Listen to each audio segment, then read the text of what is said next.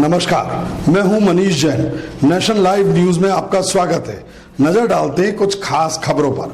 2 जून की रोटी जुटाने के लिए आदमी को क्या कुछ नहीं करना पड़ता है, कितनी ही मुसीबतें उठाता है। हम आपको बता रहे हैं इस वीडियो में ऐसे ही लोगों की कहानी जो हर रोज जान जोखिम में डालकर नदी पार करके अपने काम पर जाते हैं। जी हाँ, हम बता रहे हैं आगरा के रुनकता के पास शनिदेव मंदिर की। यहाँ यमुना नदी के रास्ते उस पार से हर रोज लगभग 3000 से ज्यादा लोगों ने नदी पार करके आगरा आते हैं। नदी के उस पार के 25 गांवों को जोड़ती है ये नाव। नदी के उस पार लगभग 25 से 30 गांव हैं। इनकी कुल आबादी लगभग 30 से 40 हजार है। रोजगार व काम धंधे की तलाश में यहाँ के लोग आगरा का रुख करते हैं। बीच में यमुना नदी को पार करना पड़ता है। नदी को पार करने का केवल एक ही साधन है, वह है ये नाव। इस नाव को केवल रस्सी के सहारे से खींचकर उस पार तक ले जाया जाता है। इसी नाव पर स्कूली बच्चे, महिलाएं, कारीगर, मजदूर सवार होकर उस पार पहुंचते हैं। यहाँ के आसपास के लोग बताते हैं कि उनकी कई पीढ़ियां बीत गई, लेकिन इस नदी पर पुल नहीं बना। केवल आने जाने का यही नाव एक साधन है। कई बार बड़े हादसे भी हुए हैं। कई पीढ़ियां बीत गई इसी नाव में सफर करते करते। जहाँ के बुजुर्ग बताते हैं कि उनकी कम से कम 3 पीढ़ियां बीत गई हैं इसी नाव से सफर तय करते हैं। उन्हें आज भी आशा है कि किसी दिन नदी पर पुल बने और यहाँ के लगभग 25 से 30 गांव को पुल से जोड़ा जाए। अगर इस नदी पर पुल बनता है तो उनके आने जाने का रास्ता भी सुलभ होगा। इसके साथ गांव का भी विकास तेजी से होगा। आज भी बड़ी संख्या में स्कूली बच्चे, महिलाएं, बुजुर्ग अपनी जान जोखिम में डालकर नाव पर सवार होकर उस पार पहुंचते हैं। इसी छोटी सी नाव पर मोटरसाइकिल, सामान लाद कर ले जाया जाता है। भगवान न करे कभी कोई बड़ा हादसा हो जाए तो उसका जिम्मेदार कौन होगा।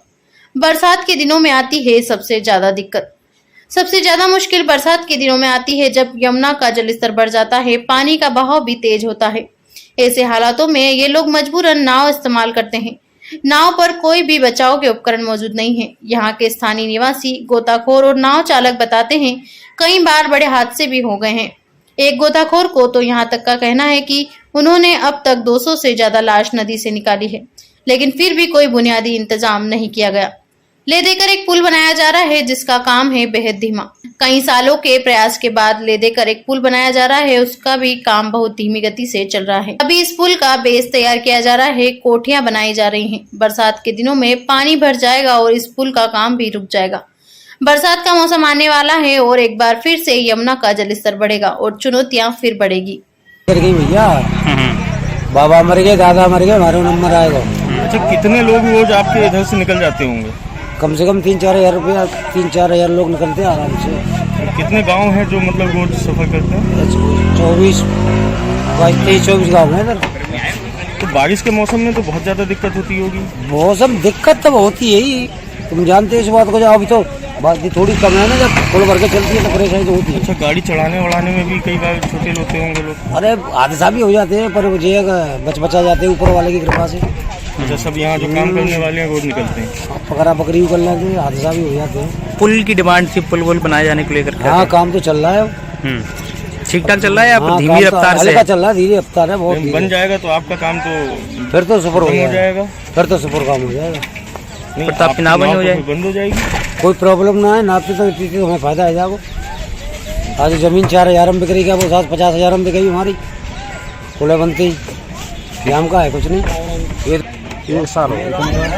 ये इतना, इसमें बहुत रिस्क है आने में। नाव से आते हैं आप लोग, गाड़ी चढ़ाते हैं तो वो तो बहुत कम है। जब ना यहाँ से लेके वहाँ तक चलते 1.5 किलोमीटर खड़ा रहेगा तो परेशानी तो जब सकते हैं। अच्छा, बारिश के दिनों में तो बहुत परेशानी तो बारिश से कभी कोई दुर्घटना घटना होने का भी डर रहता है? गई है कई।